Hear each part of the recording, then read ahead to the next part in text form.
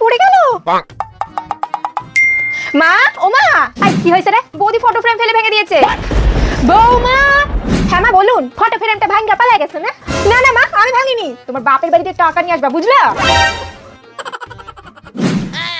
মা রান্না হয়ে গেছে, আর কিছু করতে হবে? না, আর কিছু করতে হবে না। দূর, বোরিং লাগছে, কি যে করি। আইডিয়া, বৌদিকে বকা খাওয়াই। তুমি জানো বৌদি না এত এত টাকা খরচ করে দাদার।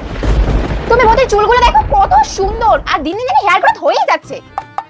নিশ্চয়ই পার্লারে গিয়ে করে দামি ট্রিটমেন্ট করিয়েছে, বুঝলে?